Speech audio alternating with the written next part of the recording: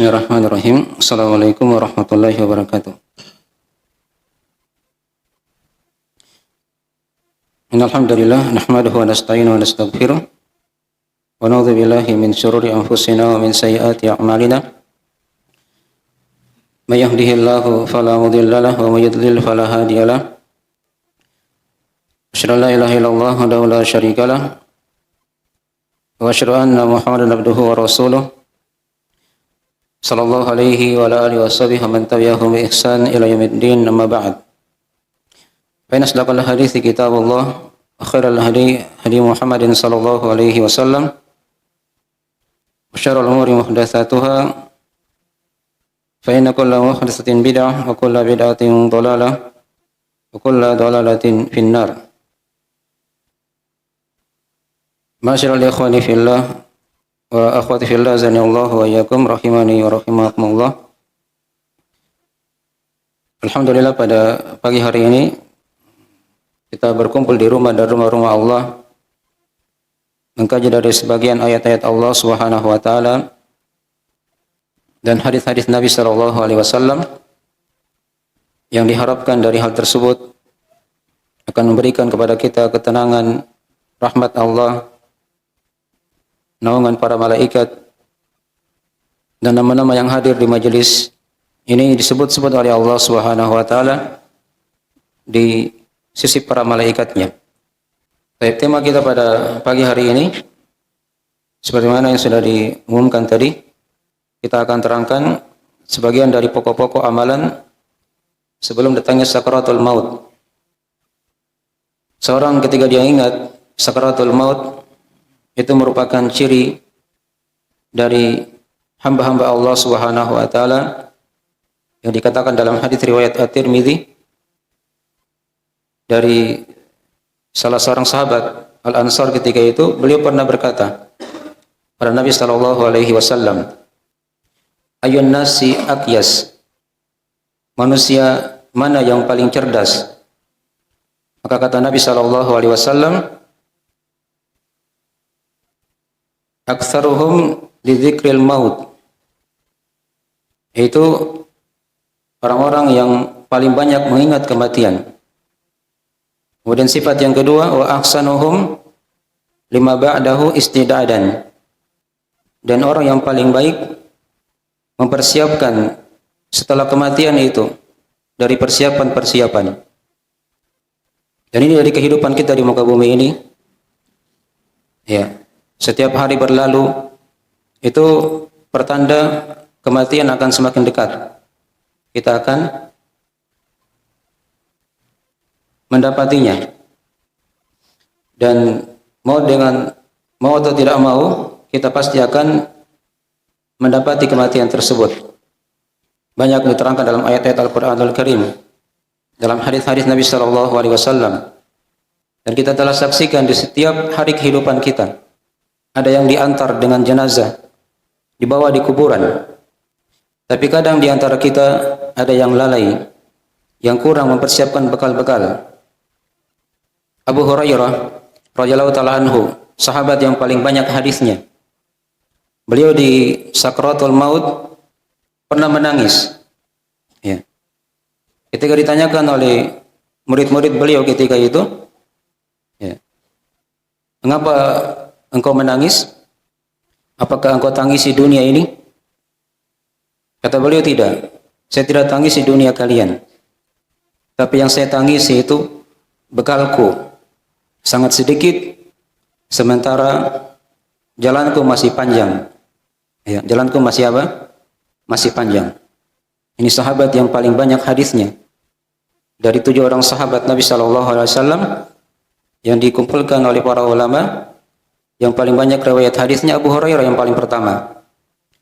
Ya, bersamaan dengan itu beliau masih sangat merasa kurang dari bekal-bekal yang akan dipersiapkan untuk menghadap Allah Subhanahu wa taala, yang menyosong alam kubur dan nanti akan dilanjutkan dengan perjalanan ke negeri akhirat. Makin dari potret kehidupan sebagian para salaf, dari para sahabat Nabi sallallahu alaihi wasallam radhiyallahu anhum, bagaimana mereka bertanya kepada Nabi sallallahu alaihi wasallam yang sudah kita bacakan tadi itu dari hadis riwayat At-Tirmidzi. Dan demikian pula Abu Hurairah radhiyallahu taala anhu. Beliau seperti itu keadaannya. Mereka seperti itu keadaannya. Oleh karena itu dari hal yang hendaknya kita senantiasa ingat dari waktu-waktu yang berlalu dalam kehidupan, ya itu dijadikan sebagai pelajaran. Ada ibrah bagi orang-orang yang mempunyai hati. Ayat yang kita akan bahas pada pagi hari ini adalah ayat di surah Qaf. Ayat ke-19. Di situ ada firman Allah Subhanahu wa taala, A'udzu billahi minasyaitonir rajim. Wa ja'at sakratul mauti bil haqq. Dzalika ma kunta minhu tahid. Dan telah datang sakratul maut dengan kebenaran. Sakarat al-maut dengan kebenaran. Dzalika ma kunta minhu tahid. Hal itu adalah perkara yang senantiasa kamu lari darinya. Di sebagian makna yang lain diterangkan, hal itu adalah perkara yang kamu tidak akan bisa lari darinya. Dari sebagian penafsiran para ulama. Ayat ini diterangkan kepada kita untuk mengingatkan kita akan adanya sakaratul maut. Jadi seorang ketika dia mati itu bukan mati biasa saja begitu, tapi dia akan melewati sakarat, ya, kepedihan di atas kepedihan. Dibawakan oleh Allah dalam lafaz jamak, sakarat, bukan sakaratun, bukan mufrad, tapi dibawakan dengan lafaz jamak, sakarat, menunjukkan kepedihan itu di atas kepedihan setelahnya. Ya, jangankan kita ya, para nabi dan rasul itu merasakan yang namanya sakaratul maut. Nabi sallallahu alaihi wasallam saja diterangkan dalam hadis riwayat Al-Bukhari dari Aisyah radhiyallahu taala anha, ketika beliau di penghujung kehidupannya, beliau sudah pingsan selama 3 kali. Ya, beliau pingsan selama 3 kali. Ya, habis pingsan beliau sadar lagi, pingsan sadar lagi, pingsan sadar lagi. Dan di ketiga kalinya itu beliau minta kepada Aisyah 1 mangkok dari air, ya, yang beliau celupkan tangannya, beliau sapu ke wajahnya. Ketika itu beliau bersabda sallallahu alaihi wasallam, La ilaha illallah, inna lil mauti lasakarat. La ilaha illallah, tidak ada yang berhak disembah kecuali Allah. Sesungguhnya pada kematian itu ada sakarat, ada kepedihan di atas kepedihan. Umar ibn al-Khattab radhiyallahu taala anhu, beliau ketika ditanya oleh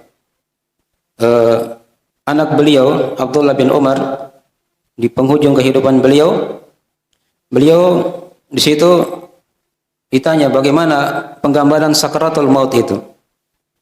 Ya, maka beliau di situ sempat menggambarkannya. Beliau berkata, sakaratul maut itu yang aku rasakan bagaikan ranting pohon yang dimasukkan dalam tubuhku. Ya. Dan ranting-ranting itu setiap rantingnya ada duri yang masuk sampai di persendianku. Ya. Dari kaki sampai kepala beliau radhiyallahu taala anhu. Kemudian ranting itu akan ditarik. Ranting yang berduri dan dia akan ditarik. Dan ini ada dalam tubuh beliau ketika itu. Beliau merasakan seperti itu. Ya. Ini dari penggambaran dari sebagian sahabat, yaitu Umar bin Al-Khattab radhiyallahu taala anhu. Sebagian as-salaf yang lain menggambarkan juga seperti itu, mirip. Bagaikan duri yang dimasukkan dalam kapas. Kemudian ditarik duri tersebut. Ya, sedikit demi sedikit. Perlahan-lahan kaki itu menjadi dingin. Ya, dari kaki kemudian sampai ke betisnya, mulai dia dingin, ke lututnya, ke pahanya, sampai ke pinggangnya, ke tangannya, dan terakhir sampai di tenggorokannya. Maka ini dari sebagian penggambaran-penggambaran dari para ulama salaf tentang sakaratul maut tersebut. Ya.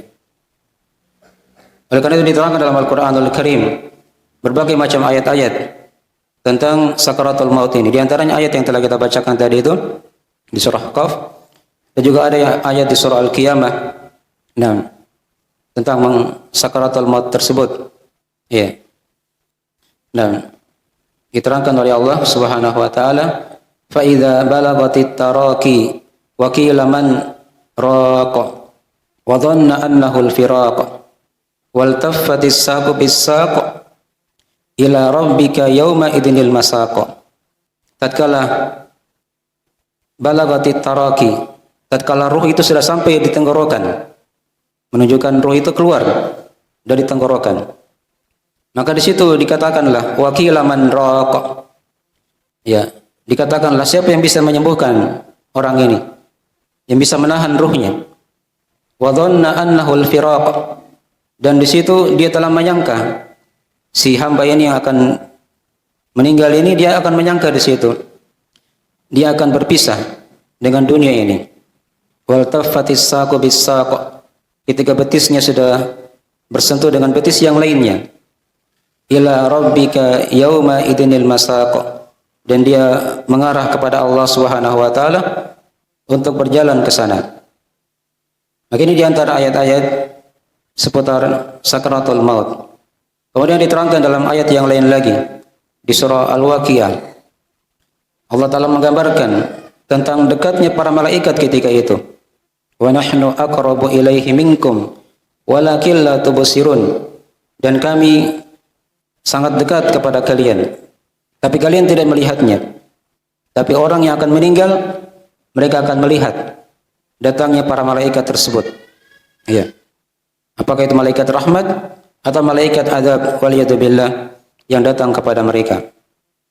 Nah, maka ini sebagian dari penggambaran-penggambaran sedikit seputar sakaratul maut. Dikatakan di ayat yang tadi yang telah kita bacakan, wajaat sakaratul mauti bil haqq, dan telah datang ya sakaratul maut dengan kebenaran. Nah, datangnya sakaratul maut ini dari hal yang akan menimpa manusia semuanya. Tidak ada pengecualian. Terkhusus di sini Allah khitab, Allah ajak bicara orang-orang yang zalim, yang lalai dari sakaratul maut tersebut, dari kematian. Nah, yang mendustakan ayat-ayat Allah Subhanahu wa taala. Kemudian dikatakan dari sakaratul maut, dia merupakan kepayahan, ya, kesusahan yang melingkup manusia itu. Ya. Tadi sudah kita gambarkan sebagian dari kisah para as-salaf. Kaki itu sedikit demi sedikit akan menjadi dingin. Dinginnya ini akan naik terus sampai berujung ke lehernya. Itu dari penggambaran seorang yang akan meninggal. Kemudian dikatakan bil haqq, dengan kebenaran. Ya, menunjukkan sakaratul maut ini dari hal yang pasti kita akan merasakannya. Dari hal yang meyakinkan, tidak ada keraguan padanya. Tidak ada keraguan padanya. Nah, dan itulah dari kematian yang benar kita akan mengalaminya, kita akan menjumpainya. Nah, dan sebagian para ulama salaf dalam menafsirkan ayat ini, ada yang mengatakan ketika dikatakan bil haq, dengan kebenaran, itu maknanya ya manusia itu dia pasti akan mengarah kembali kepada Allah Subhanahu wa taala pada negeri akhirat, pada negeri akhirat. Karena akhirat itu adalah hal yang hak, ya.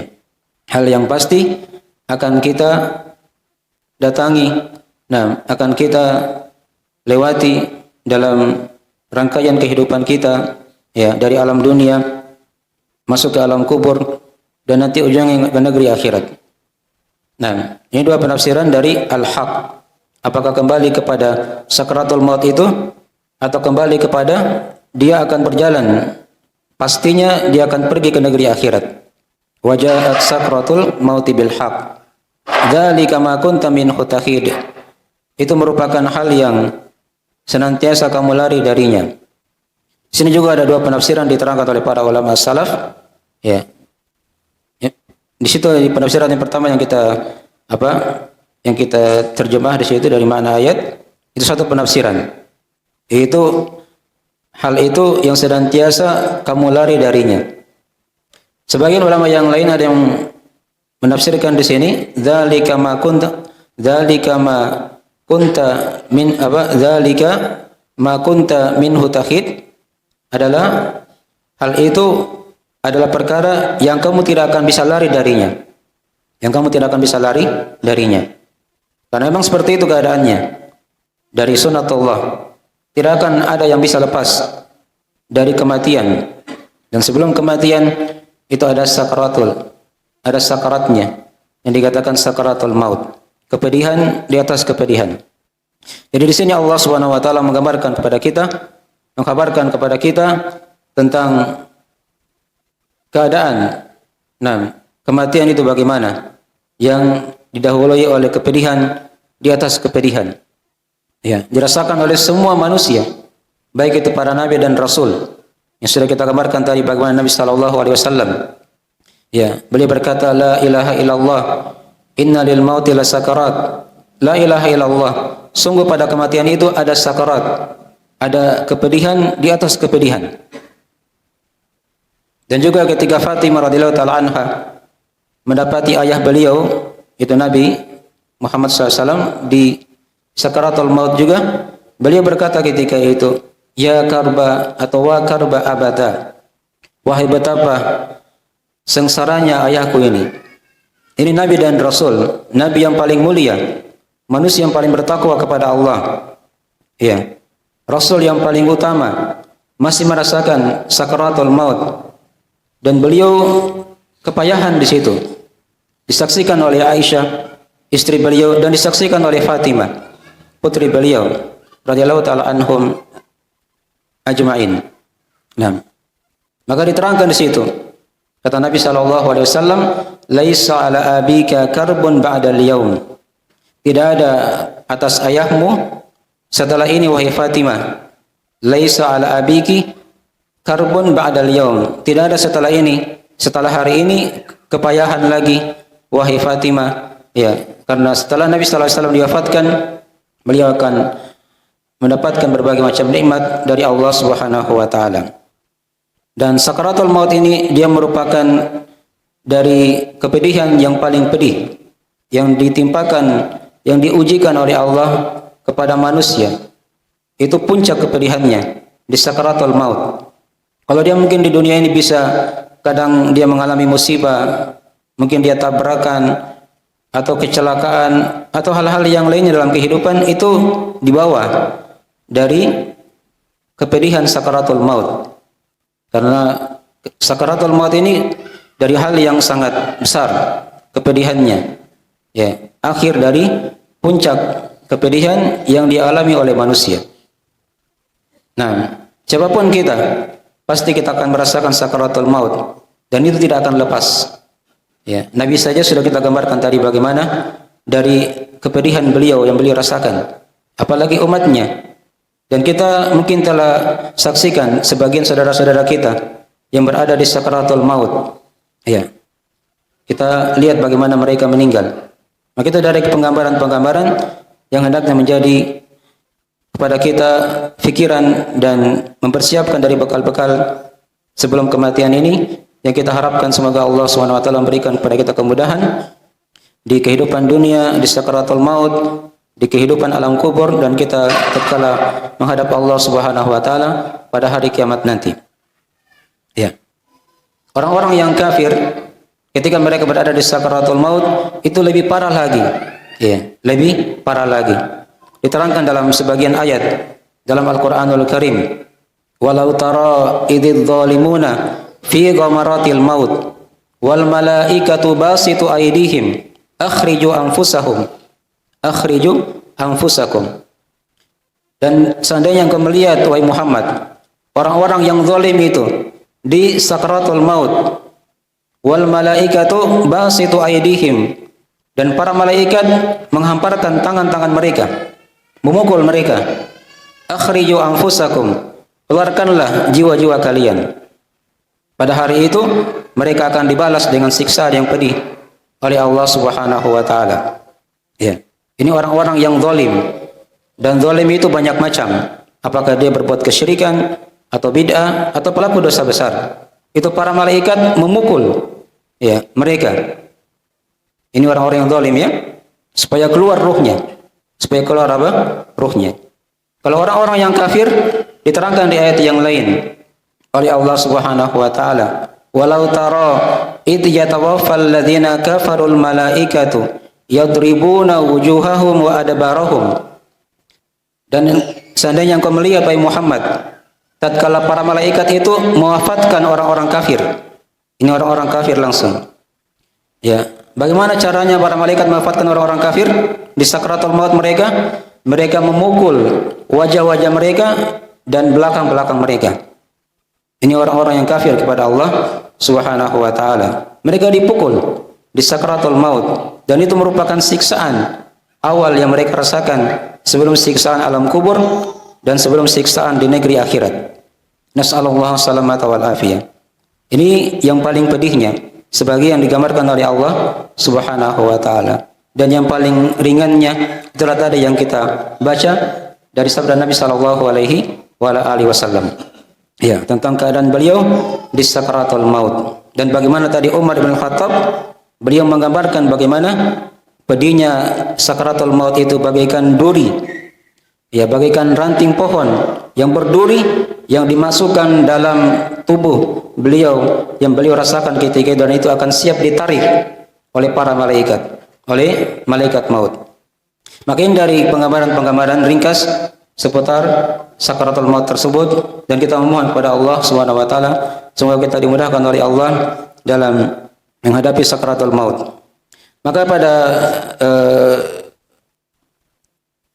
pada ceramah yang ringkas ini, pada pengajian yang ringkas ini, walaupun ini mungkin kita telah bawakan di sini beberapa dari poin-poin amalan, tapi mungkin ini dari hal yang agak panjang kalau kita ingin terangkan tiap-tiap dalilnya ya.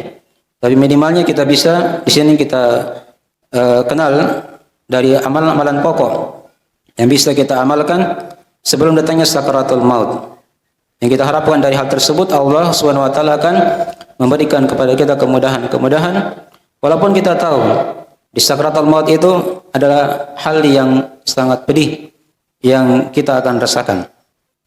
Di antara dari amalan yang merupakan amalan pokok sebelum datangnya sakaratul maut adalah seorang itu dia menghiasi dirinya dengan amalan yang soleh. Dengan amalan yang soleh. Itu diterangkan di poin yang pertama dalam surah Al-Mu'minun. Di sana Allah Ta'ala berfirman dalam Al-Quranul Karim dalam masalah ini, hatta idza jaa ahaduhumul mautu qala rabbirji'un la'alli a'malu shalihan fima tarakt kalla innaha kalimatun huwa qailuha wa min waraihim barzakhun ila yaumi yub'atsun. Sampai ketika datang pada salah seorang di antara mereka al-maut ini, ya, maka dia akan berkata, wahai Rabbku, kembalikanlah aku ke dunia, la'alli a'malu shalihan fima taraktu, agar aku bisa beramal amalan yang soleh pada apa yang aku telah tinggalkan. Kata Allah, kalla, sekali-kali tidak. Itu hanya kalimat yang dia ucapkan saja, dan di belakang dia ada alam barzah sampai hari kebangkitan. Ini baru sadar mau beramal soleh ketika di mana? Di sakaratul maut. Ini sudah terlambat. Jadi semumpung kita masih di dunia ini, kita masih diberikan kesehatan oleh Allah Subhanahu wa taala, maka ini merupakan waktu-waktu kita untuk perbanyak amalan yang soleh. Dan amalan soleh itu diterangkan oleh para ulama dengan 3 syarat. Nah, dia harus punya akidah yang benar, dia ikhlas, dan dia sesuai dengan tuntunan Nabi sallallahu alaihi wasallam. Itu merupakan syarat diterimanya amalan di sisi Allah Subhanahu wa taala. Kemudian yang kedua, dari pokok amalan juga yang diterangkan dari para ulama kita, itu dia perbaiki amalannya. Ini masih berkaitan dengan poin yang pertama tadi itu. Perhatikan Allah Ta'ala Subhanahu wa ta'ala berfirman dalam Al-Quranul Karim, alladzi khalaqal mauta wal hayata liyabluwakum ayyukum ahsanu amala. Di surah Al-Mulk, segera sudah dihafal ya ayatnya. Dialah Allah yang telah mencipta kematian dan kehidupan. Apa tujuannya oleh Allah cipta kematian dan kehidupan? liyabluwakum ayyukum ahsanu amala, untuk menguji kalian siapa di antara kalian yang paling baik amalannya. Ya, bukan dikatakan yang paling banyak. Tapi kalau dia banyak dan baik, itu yang diharapkan sebagai bekal-bekal dia dalam menyongsong negeri akhirat. Ya, dia perbaiki amalannya. Ya, perbaiki dari tuntunannya, niatnya, dan dia perbaiki dari pelaksanaannya yang sudah diterangkan dari syarat-syarat amalan soleh tadi itu. Kemudian yang ketiga, di antara dan juga dari pokok amalan yang kita persiapkan sebelum datangnya sakaratul maut, itu seorang dia bertauhid kepada Allah Subhanahu wa taala. Dia perbaiki tauhidnya. Perhatikan nabi yang dikatakan bapaknya para nabi. Ya. Pimpinannya orang-orang yang bertauhid. Itulah Nabi Ibrahim alaihissalam. Itu berwasiat kepada anak-anaknya untuk bertauhid kepada Allah Subhanahu wa taala. Diterangkan di surah Al-Baqarah, wa wassa biha Ibrahimu bani wa Yaqubu ya bani ya innallaha astafa lakumuddin fala tamutunna illa wa antum muslimun. Ya. Dan Nabi Ibrahim alaihissalam berwasiat kepada anak-anaknya. Demikian pula Nabi Yakub. Wasiatnya sama mereka. Wahai anak-anakku, sesungguhnya Allah telah pilih kalian agama ini. Untuk kalian agama ini. Maka jangan kalian mati kecuali dalam keadaan muslim. Ya. Diingatkan akan keislaman. Dijaga dari akidahnya. Dan diterangkan di ayat setelahnya, am kuntum syuhada id hadara Yaqubal maut id qala li banihi ma ta'buduna min ba'di. Apakah kalian menjadi saksi tatkala Nabi Yakub dihadiri oleh kematian? Tatkala dia berkata kepada anak-anaknya, wahai anak-anakku, siapa yang kalian sembah setelahku? Maka mereka berkata apa? Qalu na'budu ilahaka wa ilaha abaika Ibrahim wa Ishaq. Qalu na'budu ilahaka wa ilaha abaika Ismaila wa Ishaq ilahan wahida. Ibrahim wa Ishaq, Ibrahim wa Ismail wa Ishaq ilahan wahida. Wa nahnu lahu muslimun. Maka mereka berkata, kami menyembah apa yang kamu sembah, sembahanmu wahai Nabi Yakub, ayah kami. Ya. Dan juga sembahan ayah-ayahmu dari Nabi Ibrahim, Nabi Ismail dan Nabi Ishaq, sembahan yang satu. Wa nahnu lahu muslimun, dan kami ya berislam, berserah diri kepada Allah Subhanahu wa taala. Ini para nabi dan rasul. Mereka dikatakan muslim. Ini Islam yang bermakna umum.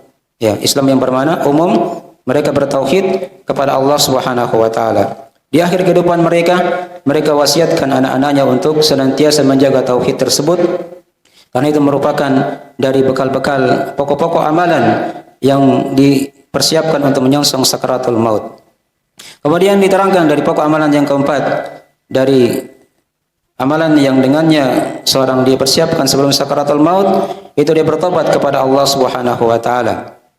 Diterangkan dalam Al-Qur'anul Karim di surah An-Nisa.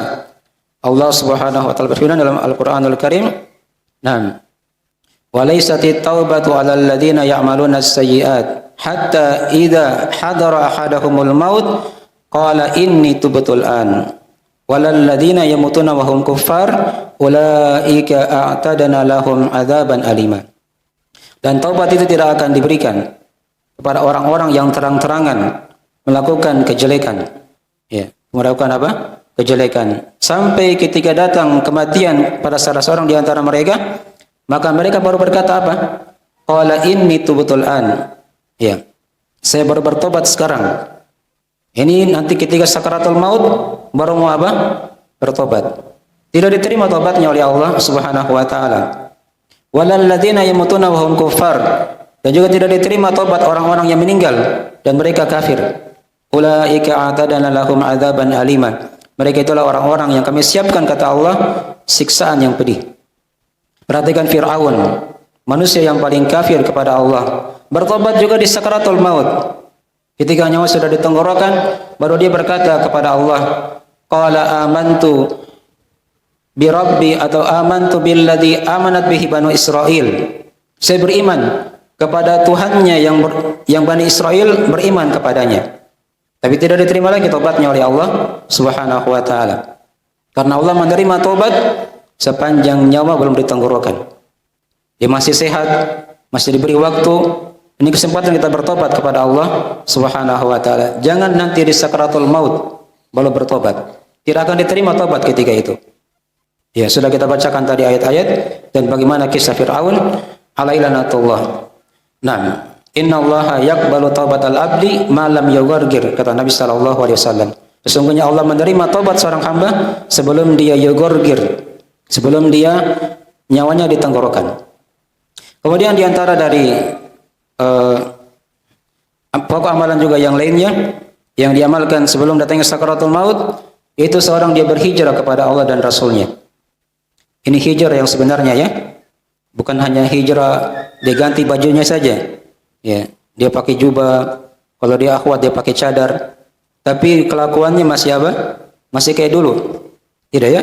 Ini hijrah yang sebenarnya, dia berhijrah kepada Allah dan Rasulnya dengan hijrah yang benar. Dia pelajari ilmu agama, ya. Kemudian diperbaiki amalan-amalannya, dihilangkan hal-hal yang jelek dalam kehidupannya, dia berubah sedikit demi sedikit.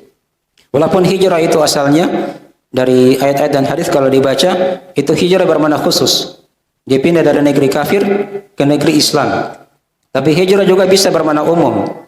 Dalam artian dia pindah dari hal yang jelek kepada hal yang baik. Ya, diterangkan dalam surah An-Nisa oleh Allah Subhanahu wa taala di surah An-Nisa. Kita bawakan ayatnya di situ. Nah, diterangkan oleh Allah Subhanahu wa taala dalam ayatnya, baik. Wa may yakhruju min baitihi muhajiran ila Allah wa rasulih, thumma yudrikuhul maut, faqad waqa'a ajruhu 'ala Allah. Ya. Wa kana Allahu ghafurur rahim. Dan siapa yang keluar dari rumahnya berhijrah kepada Allah dan Rasulnya, ya. Kemudian kematian mendapati dia, tapi dia sudah berniat berhijrah seperti itu, maka telah tetap pahalanya di sisi Allah Subhanahu wa taala, dihitung sebagai pahala. Ya. Wa kana Allahu ghafurur rahim, dan Allah Subhanahu wa taala Maha Pengampun lagi Maha merahmati. Ya, lagi Maha merahmati. Sudah jam berapa? Jam 11 ya? Terakhir. Sedikit lagi.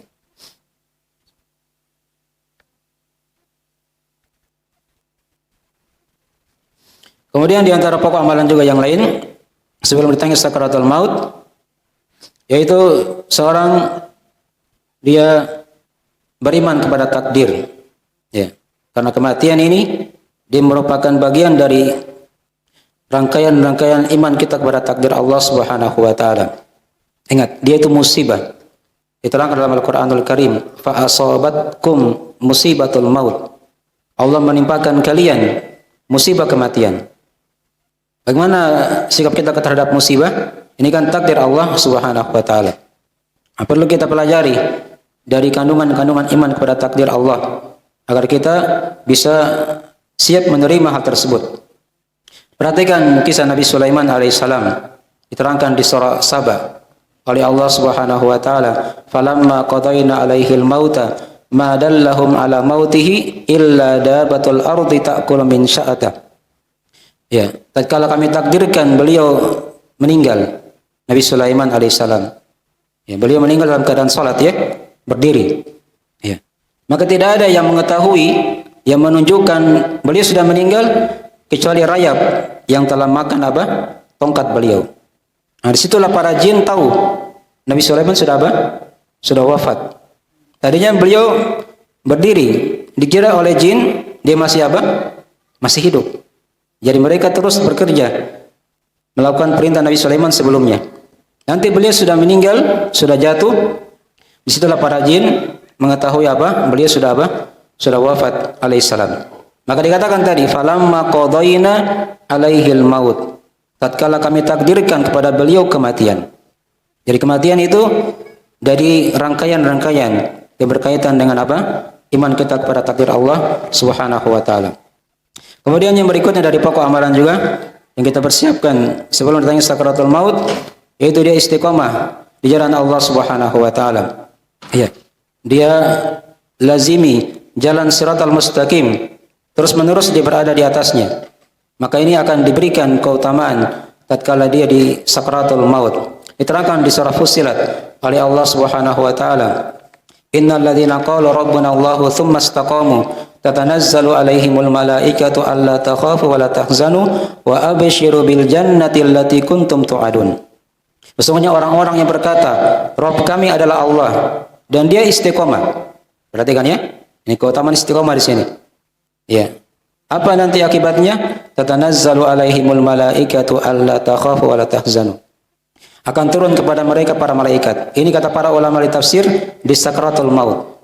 Malaikat rahmat akan turun, memberi kabar kepada mereka. Ya.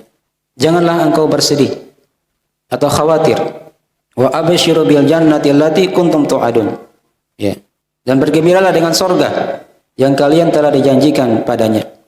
Ini buah dari istiqomah. Sampai di sakratul maut diberikan kabar gembira oleh Allah berupa apa? Sorga. Ya, dengan diutusnya para malaikat. Jadi kadang ada sebagian orang itu ketika di sakratul maut dia malah bergembira. Ya, dia malah apa? Bergembira. Nabi itu perhatikannya ketika beliau di sakratul maut, beliau bergembira. Ya, beliau menunjuk dengan tangannya ke atas ila rafiqil a'la. Ya, kepada Allah yang maha tinggi. Ya. Ini dari keadaan Nabi sallallahu alaihi wasallam, dan orang-orang yang beriman juga seperti itu, yang istiqomah di sakratul maut, orang-orang di sampingnya mungkin menangis. Tapi dia apa? Bergembira. Ya, karena diberi kabar gembira oleh Allah dengan surga melalui para malaikat. Karena buah dari keistiqomahannya. Kemudian di antara juga dari amalan yang lain, dari pokok amalan sebelum sakratul maut, itu seorang senantiasa dia merasa diawasi oleh Allah Subhanahu wa taala. Ini juga dari hal yang hendaknya kita imani ya. Perhatikan surah Qaf yang kita baca tadi itu ya. Di beberapa ayat sebelumnya itu diterangkan dari pengawasan para malaikat. Ya. Walaqad khalaqnal insana wa na'lamu ma tuwaswisu bihi nafsu wa nahnu aqrabu ilaihi min hablil warid. Dan kami telah mencipta manusia dan kami ketahui apa yang diwaswaskan, yang dibisikkan oleh jiwanya. Ya. Idh yatalaqqal mutalaqqiyani anil yamini wa anis shimali qa'id. Tatkala dua malaikat bertemu, ya, di kanan dan di kirinya, duduk siap menulis dari apa yang dia perbuat. Ya. Ma yalfidhu min qaulin illa ladaihi raqibun atid. Tidaklah ada ucapan yang diucapkan kecuali di sampingnya itu, di sisinya ada raqib atid, malaikat yang sangat dekat lagi mengawasi. Ya, kalau ini hadir dari setiap kehidupan kita, setiap detik, setiap waktu, maka ini akan menghadirkan kita muraqabah kepada Allah Subhanahu wa taala. Ya, dan senantiasa kita apa? Berada di dalam ketaatan kepada Allah Subhanahu wa taala tatkala kita senantiasa merasa diawasi ya oleh para malaikat. Ya, anak yang ribut. Jadi macam itu. Baik, waktu sudah habis ya. Sementara ini masih banyak. Kalau kita ingin terangkan, ya. Nah, ada ketakwaan, ya, ada berinfak, dan juga ada hal-hal yang lainnya ya. Nah, dia menebus kezaliman orang lain sebelum mati. Dia cari orang-orang dia zalimi, dia minta kehalalan, dia minta maaf. Ya. Kemudian dia berbaik sangka kepada Allah Subhanahu wa taala. Karena seorang itu akan diwafatkan berdasarkan perkara itu. Kemudian dia perhatikan 3 amalan soleh yang menjadi amalan jariah itu kan. Ya, ada sedekah jariah, ilmu yang bermanfaat, dan anak yang soleh yang mendoakan orang tuanya. Kemudian juga tadi sudah diterangkan di situ, sudah kita tuliskan dari amalan juga yang lain, itu dia menutup kehidupannya dengan kalimat la ilaha illallah, dengan kalimat la ilaha illallah. Ya. Matikan aja itunya, matikan. Bisa kedengaran di sini, bisa. Baik. Nah, karena kata Nabi sallallahu alaihi wasallam, "Man kana akhir kalamihi la ilaha illallah, dakhala al-jannah."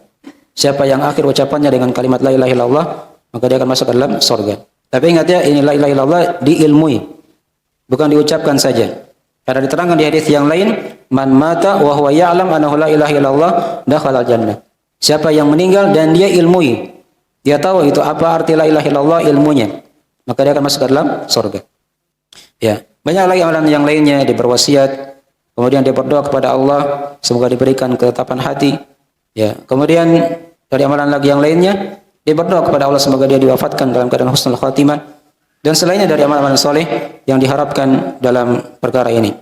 Baik, terakhir kita simpulkan situ sebagian faedah ayat ya dari yang telah kita bacakan tadi di surah Qaf ini, wajaat sakratul maut bil haqq dzalika ma kunta minhu tahid. Di situ ada 6 faedah yang kita bisa garis bawah. Yang pertama, terdapat padanya penetapan adanya kepedihan sebelum kematian. Itu tadi yang kita katakan, yang dikatakan di ayat sakratul maut. Kemudian di ayat ini juga diterangkan kepada kita dari penetapan bahwa kematian itu adalah hal yang benar. Ya. Tidak ada keraguan padanya. Ya. Kemudian yang ketiga dari ayat ini juga diterangkan kepada kita dari isyarat akan adanya persiapan sebelum adanya kematian. Tadi sudah kita terangkan ya. Ada beberapa dari pokok-pokok amalan yang kita harapkan bisa ya, kita siapkan sebelum adanya kematian, sakratul maut.